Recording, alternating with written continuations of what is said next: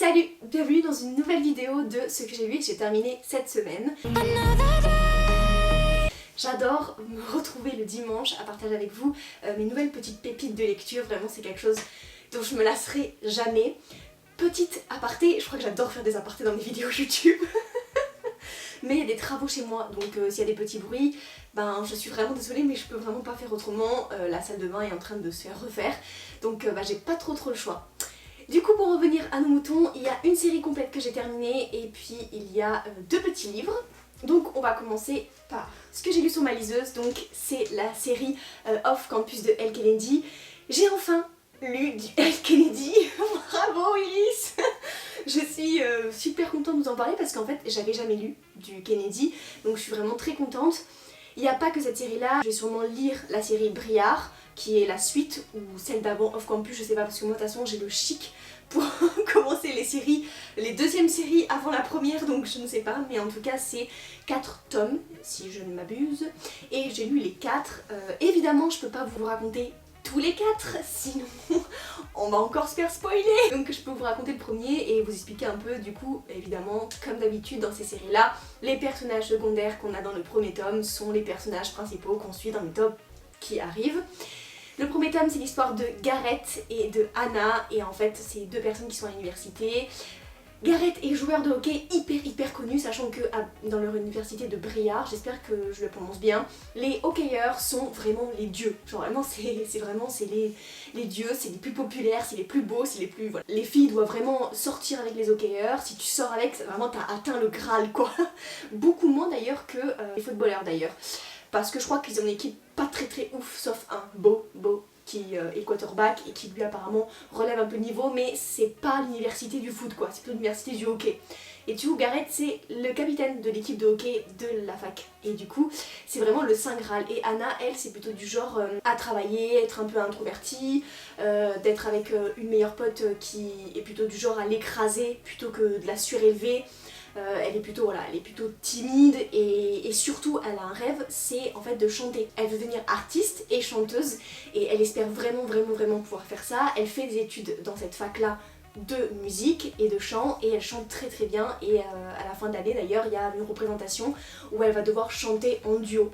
Et en fait il faut savoir aussi qu'elle est très bonne à l'école, genre vraiment très bonne à l'école, et il y a un cours qu'elle partage avec Gareth. Gareth la connaît absolument pas, il connaît même pas son prénom, alors que elle connaît son prénom, mais juste parce que c'est une personne studieuse et qu'elle connaît les personnes qui sont genre à côté d'elle en cours, normal. Et il se tape une mauvaise note comme 90% des personnes dans la classe, parce qu'apparemment c'est un cours qui est super dur, sauf elle qui a un A je crois. Et il va l'harceler, littéralement l'harceler pour qu'elle l'aide en fait, pour qu'elle devienne sa prof. Parce qu'il doit absolument avoir une bonne note, sinon il se fait radier en fait de l'équipe, entre guillemets, et il pourra pas jouer les prochains matchs. Et un capitaine d'hockey qui joue pas les prochains matchs avec son équipe, ça va être un peu compliqué de solidifier un peu cette équipe et d'y arriver quoi. Et en fait il a harcelé et tout, mais c'est pas la dark romance. Et vraiment, il est gentil quoi, il est gentil et il est intelligent parce qu'il y a les syndromes de les sportifs c'est bébête. Et finalement non, on apprend énormément de choses sur les deux, ça reste quand même un gentleman quoi, elle est trop mignonne. Franchement ça a été du frais. Ça a été du frais pour moi de lire ça, et toute la série a été du frais. Vraiment, j'ai beaucoup aimé tout le reste et j'ai été super contente, sachant qu'en fait les personnages secondaires ça va être les meilleurs amis de Gareth, parce qu'ils vivent en fait ensemble, un quatuor de hockeyeurs hyper connus. Donc on a Logan, Dean, Gareth, il y a deux personnes qui s'appellent John, mais donc Logan et John. Et en fait ils sont tous touchants, ils ont tous leurs faiblesses. Donc Dean c'est un coureur de jupons mais qui a ses raisons. Il y a Logan qui va être avec Grace, et puis il va y avoir Tucker, donc John, qui est le dernier. C'est celui où j'ai été énervée parce que c'est vrai que j'accroche pas, j'adhère pas trop avec la fin de à 22 ans, 23 ans on a déjà un enfant. Chacun fait ce qu'il veut, moi c'est pas quelque chose que j'adhère et ça a tendance à me lasser et à me frustrer. Et je trouvais les deux protagonistes super cool, franchement elle qui a 2 jobs, qui est à fond et tout, lui qui est hyper adorable, c'est un gros nounours, c'est celui qui cuisine tout le temps, qui est toujours là pour ses coéquipiers, qui est super attentif et tout. Le fait qu'elle va tomber enceinte, alors je vous spoil pas du tout, c'est dans la 4ème de couverture, on vous explique pas après, je vous explique pas après ce qui va se passer, mais ça m'a un peu refroidi. Mais en fait finalement ça allait, mais c'est vrai que c'est pas, voilà. Et on va tous les suivre, ils vont tous réapparaître les uns et les autres dans chacun des tomes, et j'ai trouvé ça super. Moi j'aime bien retrouver un peu les personnages que j'ai lus dans un livre, dans le livre d'avant, celui que je lis maintenant, donc je trouve ça super super cool. Il y a des scènes explicites hein, évidemment, c'est de la romance, mais ça a été un bol d'air frais. Donc si vous avez jamais lu Joy Kennedy, mais je dois encore être la seule, mais si vous cherchez des histoires d'amour, de enemies to lovers, parce que ce n'est que des enemies to lovers, hein, vraiment, ça j'adore, on ne change pas les bonnes habitudes, mais de façon plus sympa, plus douce, ça c'est fait pour vous parce que j'ai beaucoup aimé et j'ai hâte de lire la série Briard. Après, j'ai lu un petit livre cet hiver, donc on est encore avec Alice Oserman, voilà, qui m'a coûté à peu près 10 €. C'est une pépite, regardez-moi, il y a des images. On a déjà présenté de Alice Oserman un avec les mêmes protagonistes, mais cette fois-ci ça se passe à Noël, il fallait absolument que je le lise là parce que je pouvais pas lire au printemps ou en été. Et c'est trop mignon, c'est d'une douceur, et surtout ça t'explique des choses, ça te renseigne sur certaines choses. On va suivre Charlie, Tori et Oliver, donc c'est la famille Spring qui fête Noël. Et en fait c'est compliqué de fêter Noël parce que Charlie est atteint de troubles alimentaires, il est anorexique, il a fait un petit séjour dans un hôpital psychiatrique. Et il explique que c'est compliqué les fêtes de Noël, qui dit fête de Noël dit énorme repas, dit famille, dit question à la con, parce que excusez-moi la question à la con. Il est aussi homosexuel, donc pareil c'est tout un univers, et franchement j'ai adoré. J'ai adoré parce qu'on est dans la tête de Charlie, donc on voit ses peurs, ses angoisses, sa colère, sa frustration, sa tristesse. On est dans la peau de sa sœur qui elle est triste, comprend pas, essaie d'aider son frère, essaie vraiment de trouver des moyens, et on est aussi dans la tête du petit qui comprend pas pourquoi son frère il est aussi triste pendant la période de Noël, et on voit la relation aussi avec Nikki et Charlie, comme quoi son copain l'aide énormément au quotidien, en fait heureusement qu'il est là, et du coup ça c'est super cool, ça vraiment c'est très très très très cool, et j'ai adoré le lire. Du coup c'est vraiment vraiment cool, on suit toute cette aventure là, et ça nous transmet de belles valeurs, ça nous transmet de belles choses en fait, et tu mets vraiment pas longtemps à le lire. J'ai mis des notifications évidemment, c'est un super bouquin à lire LGBT, vraiment très très très très mignon. On va passer à ma troisième pépite, je l'ai terminée aujourd'hui, donc c'est très très très très frais. C'est La Reine des Ombres, donc de Tricia, ne me demandez pas de dire son prénom, la pauvre, pas non, à Stardust, ça m'a coûté à peu près 19 €. Et regardez-moi toutes ces notations. C'est trop Iris, c'est trop. J'adore, je suis surexcitée d'en parler. J'adore ce livre, j'ai adoré ce livre, c'est un one shot. C'est de la romance fantasy avec pas que ça, mais alors loin d'être que ça d'ailleurs. Ça c'est une petite pépite, mais une petite pépite, déjà la couverture est extraordinaire.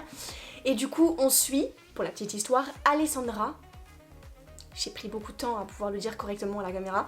Alessandra qui en fait veut absolument séduire le roi des ombres, donc le roi de son royaume et des royaumes à côté en fait, parce qu'elle veut s'élever et avoir du pouvoir. Mais elle veut pas juste l'épouser, elle veut l'épouser et après le tuer. Voilà, moi comme ça c'est fait.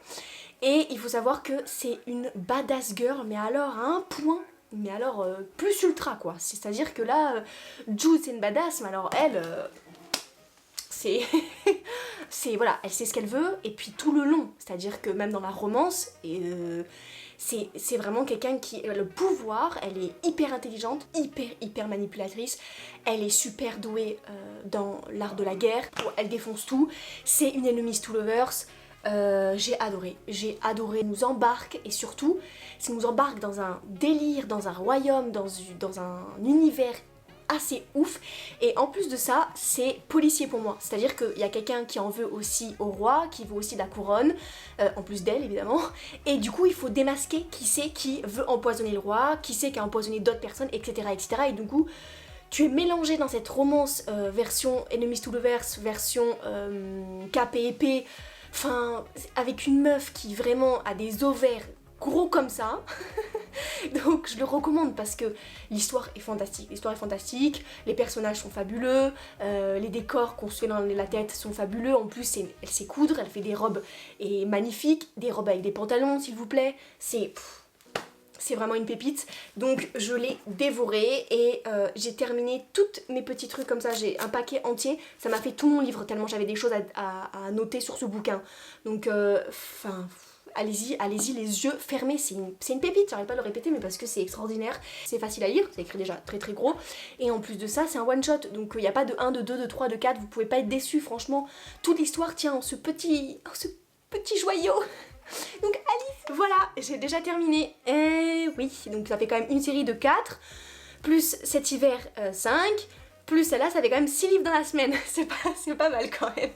Mais en tout cas, j'espère que ça vous a plu, merci énormément pour toutes les personnes qui me suivent, pour tous les commentaires et pour le fait que vous soyez toujours au rendez-vous. Je vous fais des très gros bisous, n'hésitez pas à me suivre, à me laisser un commentaire, à me suivre sur les réseaux sociaux ou les réseaux littéraires, en tout cas, je serai toujours là et je vous fais des très gros bisous. À la semaine prochaine, jeudi pour quelque chose de différent et à dimanche prochain pour de nouvelles anecdotes sur ce que j'ai lu et j'ai terminé la semaine. Bye bye!